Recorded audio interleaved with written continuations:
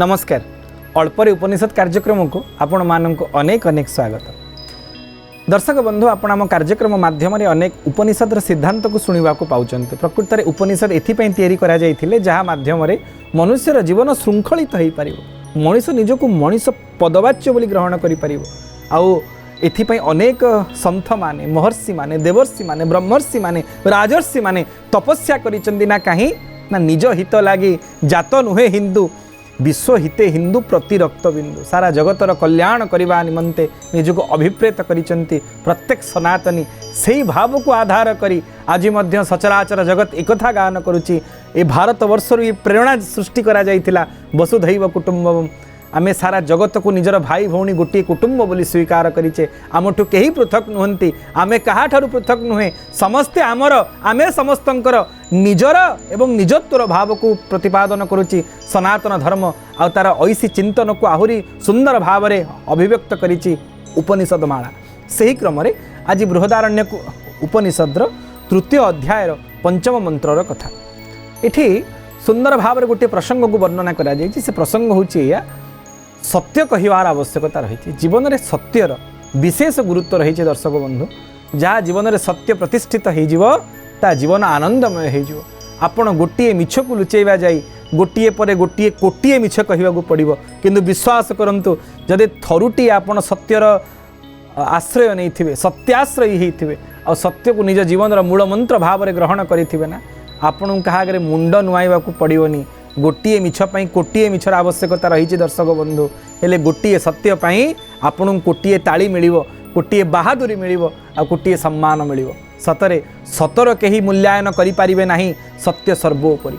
सेथिपाई जेतेबेले श्रीमद् भागवतम जहाकू प्रस्थान चतुष्टयी भाव में ग्रहण करा जायछि, प्रथम मंगलाचरण आरंभ करुचंदी सुखदेव गोस्वामी। पचरा गला से काहाकू मुंडिया मारिबे, कारण भागवत रे तो 24 अवतारंकर वर्णन। प्रणाम करिवे काहाकू? कृष्ण को ना, राम को ना, शिव को, दुर्गा को, सूर्य को बारंबार जो जो देवता मानकर मने मने वंदना करुचंदी। ना ना ना जदि मु कृष्णंकर वंदना करी भागवत केवल कृष्णंकर भक्त माने पाठ करेंगे, रामंकर वंदना कले रामानंदी वैष्णव माने पाठ करेंगे। कहे ना ना ये सांप्रदायिक ग्रंथ हो। यदि शिव को वंदना करी शैव मानकर ग्रंथ हो, दुर्गा को वंदना करी शाक्त मानकर ग्रंथ हो, सूर्य नारायण को यदि प्रार्थना करी सौर मानकर ग्रंथ हो, गणपतिंकर वंदना कले मंगलाचरण रे गणेशंकर वंदना हो, गणेशंकर ग्रंथ हो। पचरागला सुखदेव गोस्वामी को आपण काहंकर वंदना करेंगे ना सत्यं परं धीमहि, मु सत्यं को वंदना करुच्ची, सत्य ही मत कृपा करंतु। कहीं सत्यंकर वंदना कले ना सत्य होचंदी परमात्मा। परमात्मा हेले सत्य संकल्प। परमात्मा संकल्प रे सत्य प्रतिष्ठित होइकी रहिचंती। जहाँकर संकल्प होचंदी सत्य से होचंदी परमात्मा। जदि आपण आपण हृदय रे परमात्मा को प्रतिष्ठित करिवार इच्छा प्रकाश करिचंती, आपणकर संकल्प सत्य हो, संकल्प मिछ न हो।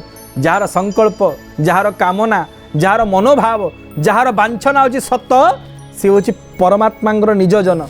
आ जार प्रत्येक कथारे मिछ रहिची, भेलिकी रहिची, मिथ्या आलोचना रहिची, मिथ्या आरोप रहिची, से मानव नहीं पारे, से दानव हो पारे। आज्ञा से तो परमात्मांकर अंश तो जीव निश्चित, किंतु से निजकू से भाव में आज पर्यंत प्रेरित करिनी। जदि प्रेरित करि थांता ता मनरे केबे मिथ्याभास करिवार आग्रह परिप्रकाश होंतानी।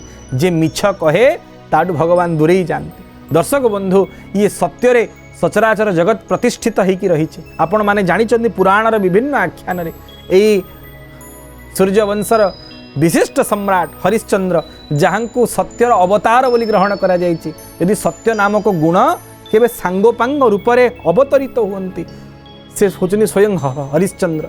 हरिश्चंद्र विषय शास्त्र रे बारंबार छत्रे छत्रे भिन्न भिन्न भाव में वर्णना करा जायछि। पद्म पुराण ठू आरंभ करी वाल्मीकि रामायण पर्यंत सब स्थान रे हरिश्चंद्रंकर महानता को वर्णना करा जायछि। ना कहीं से सत्य संकल्प निजर घर छाड़ीदेले, राज्य पलैला, स्त्री पलैला, पुओ पलैला, पुओ मृत्युवरण करिछि।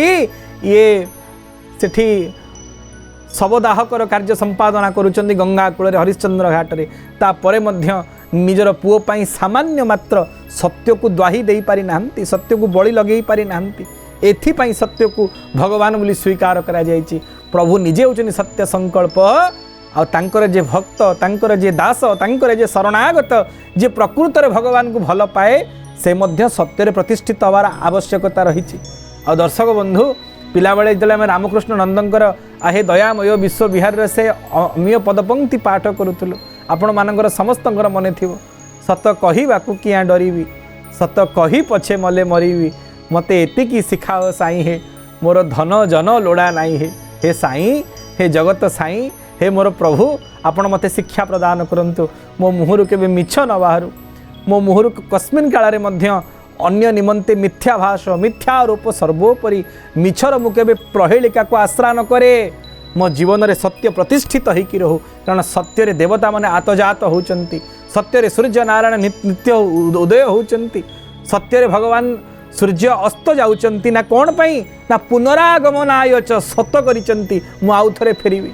दर्शक बंधु कोटि ओडियार मौड़मणि जगतर नाथ जगन्नाथ महाप्रभु निज माँ गुंडीचा राणी पाखे सत करते संकल्प करते मालो मु निश्चित भाव में प्रत्यावर्तन करी फेरी आसबि आउ थे आषाढ़ शुक्ल द्वितीय दिन आई कथा हूँ अर्थात आमको उपनिषद्र भाव प्रेरित करुँच जीवन में सत्यतार आवश्यकता रही आउ जे प्रकृत में सत्य को निज जीवन हृदयर गंठी भाव में ग्रहण कर से केबे पश्चाताप करिवो नाही से पराजित हेनी सत केबे हारेनी आज्ञा सत्य सब जययुक्त होता है एवं तार प्रमाण आपण छत्रे छत्रे भारतर विभिन्न शास्त्र पुराण रे देखा पाइबे। भगवान को सत्य बोली प्रणिपात करुचंती सुखदेव गोस्वामी सेठी कहउचंती सत्यव्रतं सत्य परं त्रिसत्यं सत्यस्य जोनिं निहितं च सत्ये आ आपण होउचंती सत्यात्मकं त्वं शरणं प्रपन्नः भगवान को स्वरूप को सत्यात्मक बोली स्वीकार करा जायछि सत ही ईश्वर एवं मिथ्या ही नश्वर